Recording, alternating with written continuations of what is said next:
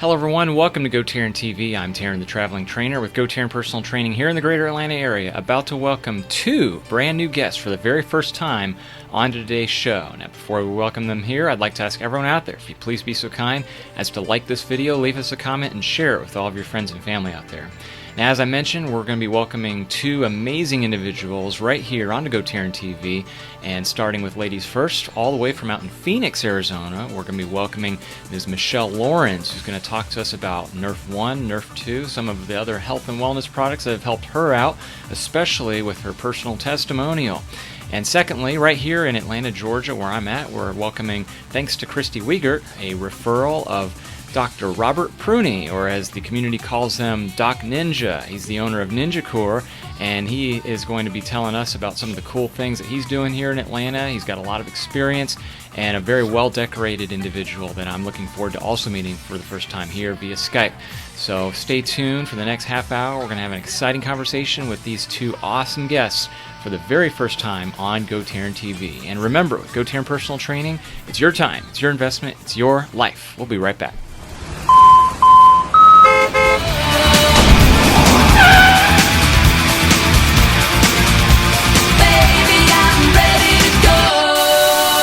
All right, welcome back, everybody. And side by side, as you can see, we'll go ladies first. Our guest from Phoenix, Arizona, all the way out there, Michelle Lorenz. Michelle, nice to meet you here virtually. And also, side by side, we have here in Atlanta with myself, Doc Pruni, owner of Ninja Core. So thanks to both of you for being on here today. I appreciate you being here. How are y'all doing out there? Doing great. We are doing fantastic. Hot summer day in Phoenix. How are you? Good. Very good. I guess we're kind of hot out here, too, in Atlanta, right, Doc? We're hot, yes. Very hot and humid, too. I don't think you have the humidity we have, Michelle. Yes. I'll leave it to you guys. Well, this is great. Again, I wanted to welcome both of you, and I'm so glad this time worked out perfectly.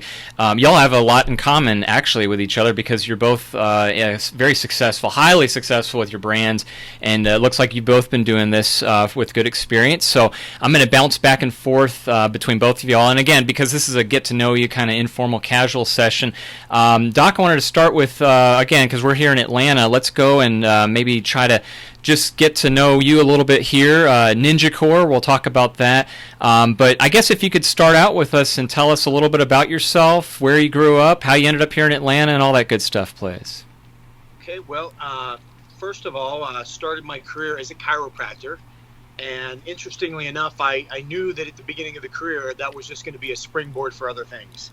And it definitely was. I've always been interested in sports. And in doing an interview, I always like to rattle this off because I have a committed memory. I played football, baseball, basketball, wrestling, cross-country, soccer, rugby, diving, bodybuilding, martial arts, motocross. I do CrossFit, and now American Ninja Warrior. Oh, my God. So, yeah, I mean, I have experience in just about anything. So from a training aspect, if somebody needs help, I'm familiar with their sport. Absolutely. So 30 years in practice, and I've owned a couple of gyms. And I saw the American Ninja Warrior show, and that was about 6 years ago. And I came back from that totally addicted, and decided, hey, I'm gonna open an American Ninja Warrior gym. That's awesome. And how many times now have you been on American Ninja Warrior, Doc? 3 times. Wow, that's impressive. I've seen that show, and again, that's very impressive athleticism. And I'll be back to here asking you some more questions about that too. Michelle, please tell us about yourself. What are you doing out in Phoenix? And I think we're also connected through my school, Grand Canyon University, out there, aren't we? We are. We are both alums. So That's first right. of all, I have to tell you, Doc, my nephew is going to be so excited to talk to a real American Ninja Warrior. So he's going to think I am the coolest aunt in the world. That I'm Your actually nephew on is the how screen old? with somebody. Michelle, how old is your nephew? He is. He's just 8. And we watch American Ninja Warriors all the time, and he's jumping off the couch. And so 1 he's year going away to. I'm going to be a do it celebrity. himself. He's a year away. They actually have a junior show now, American Ninja Warrior Junior. Same hosts, Matt Eisman and Akbar Bajbiamila. So Wow. the kids can compete, and it's the fastest growing sport in the country for children. Well, Wow. you're going to definitely connect me with that because he will love it. So great for I kids with absolutely ADD will, and and ADHD, especially too, right? Helps them There- get their energy out. So There is a Ninja Warrior training gym in Phoenix. Oh, wow. I just have to I'll have to look it up for you because I've been there. Okay, wonderful. So, see, Taryn, you're connecting all of us for all sorts of different reasons here. No, So, it was meant to be. Yeah, because both of y'all were rescheduled interviews. I was going to interview you each separately last week, and this just happened perfectly. So I'm glad that this worked out this way. It's divine intervention, that's for sure. Good. yeah. Good energy. So my background's actually quite different. I mean, I'm much older, so I started out in college, and I was a dance major for a while, and that was my passion, and gymnastics. And through that time, you probably recognize, Doc, busted up a lot of joints, ankles, knees, hips, had 16 different orthopedic surgeries. And so Oh, wow. I try to tease people that My I'm God. old gray mare, right?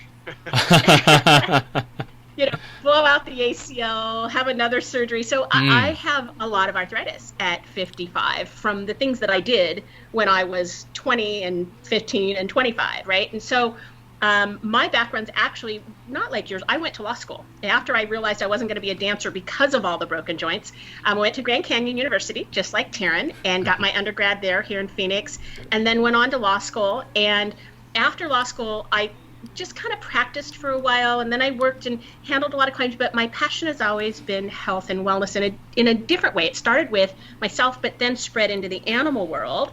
And through all of that, that's where people that I loved and animals that I loved started getting sick. And that started my brain looking. Like, I wanted to be a vet originally and a dancer, and I wasn't sure which one. And so my brain started going, I got to figure out what's going on. I need to understand better about how to fuel my body. Mm-hmm. I need to understand how my genes are being impacted by what I eat, how I exercise, and what I do, and how the people I love and the animals that I love are also being impacted. And so that's really what connected Taryn and I, is our mutual passion for health and fitness. But mine kind of came from people that were sick and animals that were sick, and how do I help them get their lives back? So. And Michelle, also, I wanted to ask you more about LifeVantage and the NRF1 and NRF2, because that looks quite intriguing as well. I'm going to bounce back to you, Doc, here. So both of you do have a lot in common, certainly, knowing about helping others and recuperating and rehabilitation and such, and wellness and improving their lives. So, Doc, kind of piggybacking off what Michelle was saying, I'm sure you have seen a lot of that.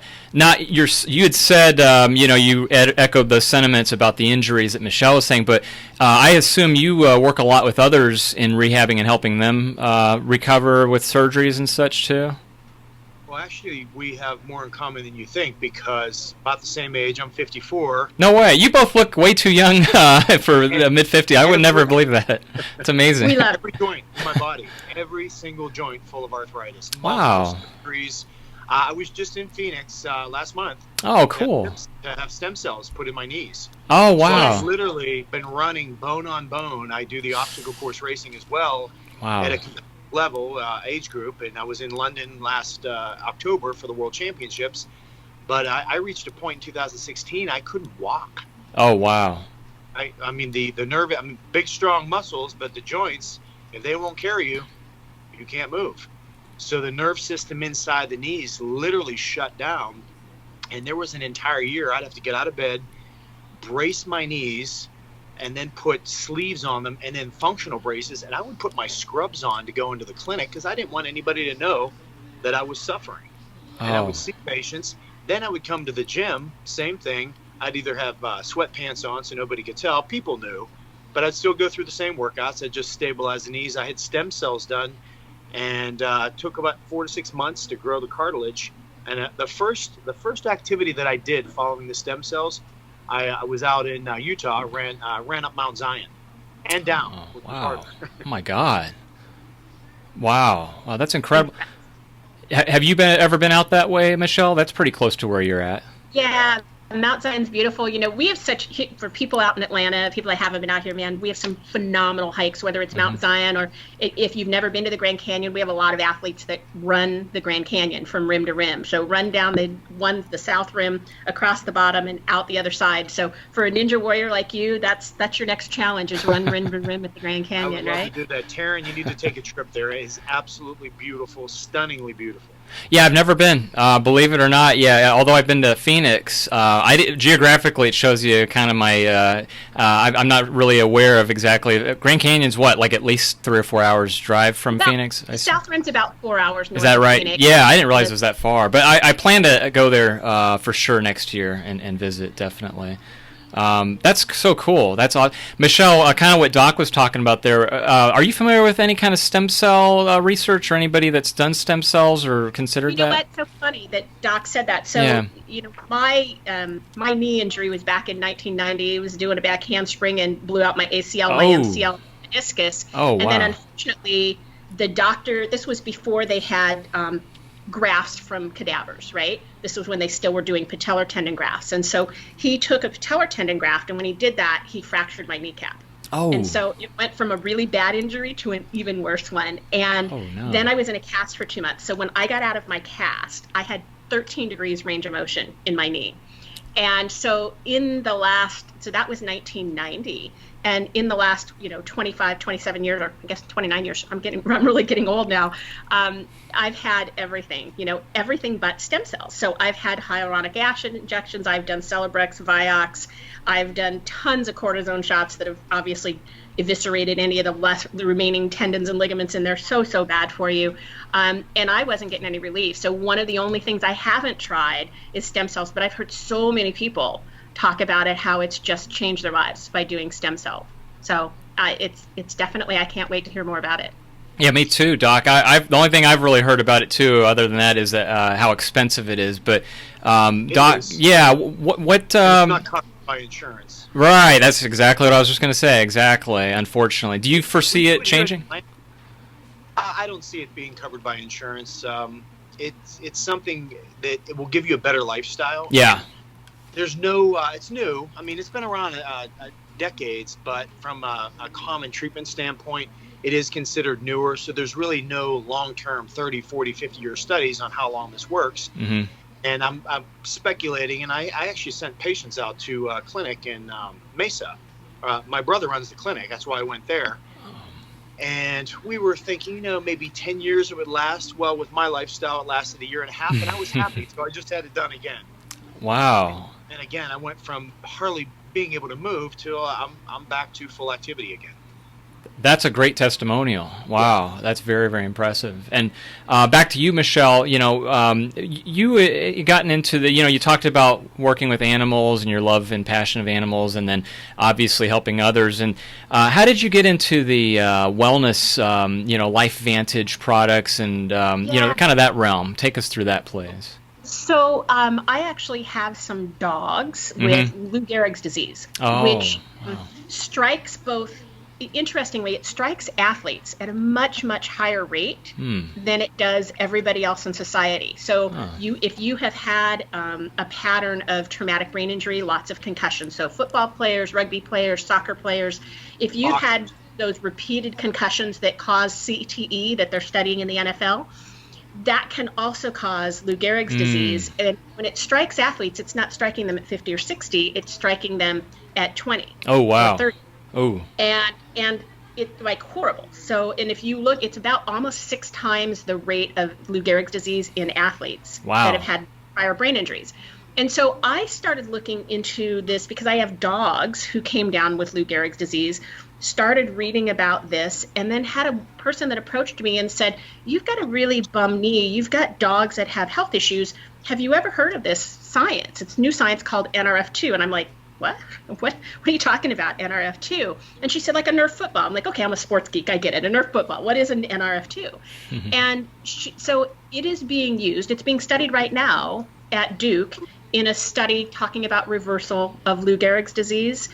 They're seeing people who have used an NRF2 activator that are having some reversal in their symptoms. Now, it's not a causation study yet. It's still association, but they're seeing some correlation there. They started talking to me about the changes for people that are arthritic. I was like, hello, right, 16, 13, it's me. Let me try it. And I was skeptical I mean, I've literally, with the exception of stem cells, I have tried everything. And my orthopedic surgeons are, they're the best in town. They're the surgeons for the Cardinals and the Ballet Arizona. And, so I've got sports medicine specialists, and they've basically said, look, you can't do stairs, you can't do squats, you can't do lunges anymore. Mm-hmm. Like, so what do I do? Like, I'm an old ballerina. I want to be able to do plies, right? How can I do those with my knee? And so I was really kind of at the point where it had taken away a lot of the things that I loved. And so I said, look, I'll try it.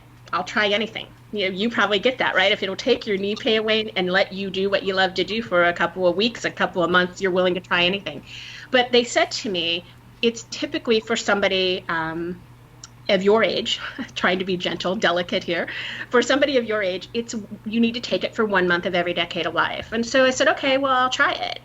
And about 2 weeks in, I woke up one morning, and Doc, you probably recognize this, right? You wake up in the morning with a knee injury, and your knee's kind of bent, and you kind of wobble a little, and you have to keep stretching it and stretching it and stretching it to get some of that synovial fluid flowing back in there. Every day, yeah. Yeah. And if you sit too long, you do the same thing. If you sit in the car too long or an airplane too long, it's the same thing.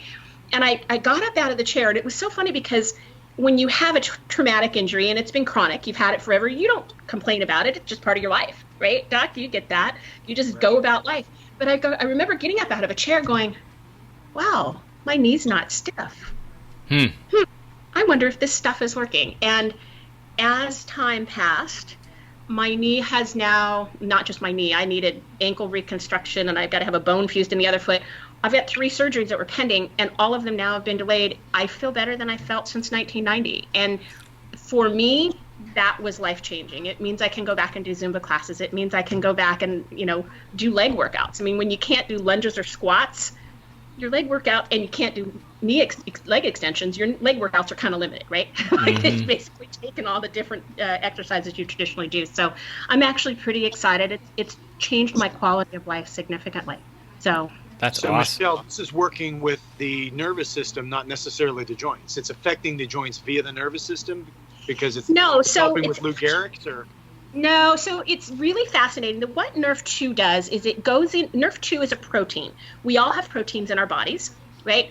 And so what they've found recently is that when you hear people say, eat your broccoli, well, they found that broccoli is actually a very mild Nerf2 activator. So Nerf2 is a protein in our body, and what it does is it goes and communicates with the nucleus of our cells all over our whole body, and it says, hey, we want you to do what you did good when you were 20. Help get rid of free radicals. It turns on about 500 different genes in our body.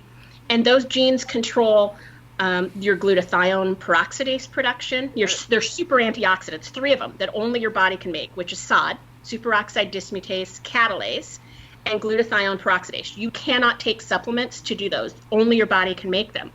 And then your body boosts your internal production. So I call it your God's pharmacy, or your own internal pharmacy. It turns on the switch the way it worked when you were 10 and 15 and 20, instead of like it works when you're 50, right? You've heard that term, right? Huh? Epigenetics. That's epigenetics. Right, exactly. This is epigenetics. Yes. It's altering your expression of your genes, right? And basically supercharging your genes.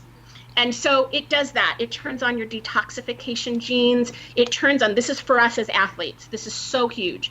It turns up or upregulates your anti-inflammatory enzymes, so it sends more superheroes to the rescue. But the really powerful part after you've had a traumatic injury is it turns down the thermostat on your pro-inflammatory enzymes or your cytokines.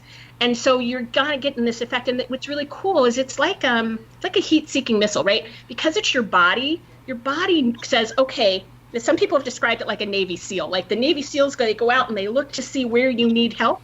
And if you don't need help, they go back to the base.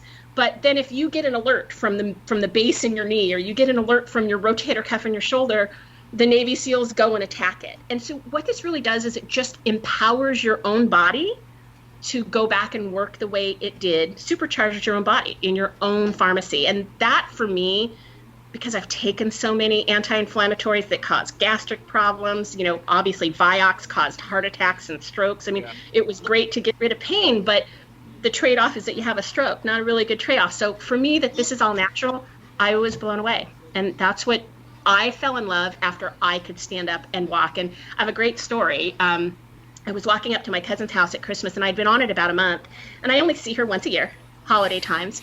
And as I'm walking up the driveway, she said, "Wow, what are you doing? You're not limping."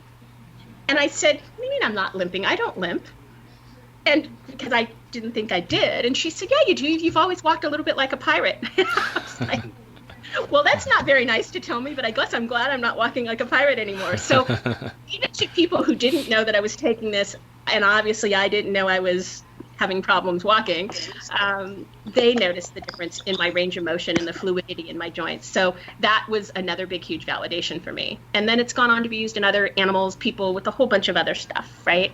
So it doesn't treat or cure anything. Like, I have to be clear with everybody. Like, this isn't a drug. These are just herbal ingredients that trigger your own body epigenetically to change your expression of how your genes express themselves.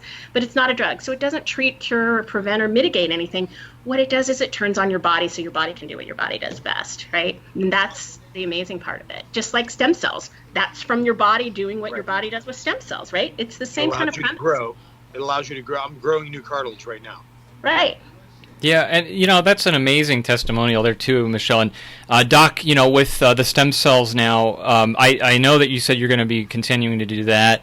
What kind of percentage success rate have you had, like, in terms of, like, what would you give it in terms of, like, 75% helpful, 80%? What is there a number you can give it, or what do you base it on? Well, I'm going to be like a politician right now and answer that with a question, because I ask my patients the same thing, and I know people that have done that here in Atlanta. I'm like, oh, the stem cells, they didn't work for me. And it's few and far between. Everyone gets some level of results. Mine just happened to be extraordinary, and it may have to do with my lifestyle. I often talk to large groups on lifestyle, and it comes down to 4 aspects of your health: what you put in your body, how you move your body, how much quality sleep you get, how your body stores and processes stress. So, I mean, you can eat all the right things, you can get exercise, you can, let's say you live a pretty stress-free life, but you're sleeping 3 hours a night. You're not going to be able to process all those wonderful nutrients, and you don't grow in the gym. You don't get stronger in the gym. You break down in the gym. Right. You grow stronger when you sleep. Very That's true. when you get stronger. That's when the pituitary gland secretes the human growth hormone to bathe our cells so we can heal. So in answer to the question, I had amazing results. And it's the disclaimer of, results they vary based upon the individual. So I do all these wonderful things, and I have a 6 on, 1 off, or sometimes a 5 on, 2 off strategy. The weekends are for me. I do work on the weekends, but I eat whatever I want, have a little wine, and I enjoy my life. That's great. Everything in moderation. 5 days a week, I try to eat clean. I eat basically boring, same thing every day. Get protein, get fats, get some carbs to fuel the workout, low glycemic carbohydrates. So an answer, go ahead.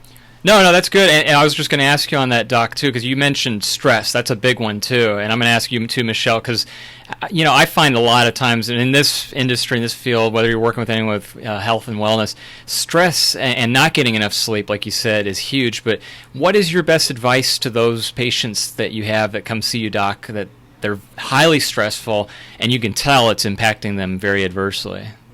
Well, I tell people also when I lecture or just individually, how interesting is it to sit on the side of the road and just watch cars go by? Show of hands. People look at me like you're crazy. I said, I love to sit on the curb and watch cars go by, watch the birds, look at the sky after I've run 10 miles. It's so enjoyable. So it's all about perspective. And that's one way to process stress. So you go get a workout, you process stress. I mean, processing stress may be 8 hours of binge watching Netflix. It's different for everybody, but you don't get the endorphin release like you do from working out. So it comes down to those 4 aspects of health and how your body stores it. Everybody has to have some level of stress just to get your butt out of bed in the morning. Oh yeah. It's what you do with that stress. I've treated. I'm in 30 years of practice, and I remember early on, I was the youngest kid in my graduating class. I had my doctorate. I was just turning 24. Oh wow. And I remember treating people that were, they're in their 40s or their 50s, like, oh, I only have 15 years to retire. And I watched this happen over the course of my practice. I only have 10 years to retire. I only have 5 years to retire. 2 years. You know what? I have 1 month to retire. They retire. I'm treating them. 3 months later, they're dead. They were living their lives for their retirement instead of living. Mm-hmm. Wishing their lives away. What do you do for a living? I live. I happen to find career paths that I get to live and have fun at the same time. And at the beginning of my career, it was chiropractic, and I enjoyed that. And then after 25 years of practice, I'd seen everything, I'd done everything, and I was getting a little bored. And then I opened my Ninja Warrior gym. So I cut 25 hours a week out of my clinical practice to avoid stress. So now I'm in the gym more than that, plus my practice, and there's very little stress because I've created that lifestyle. Not everybody can do that. If you find a job you like or something that you like, you'll never work another day the rest of your life. You've heard that before, right?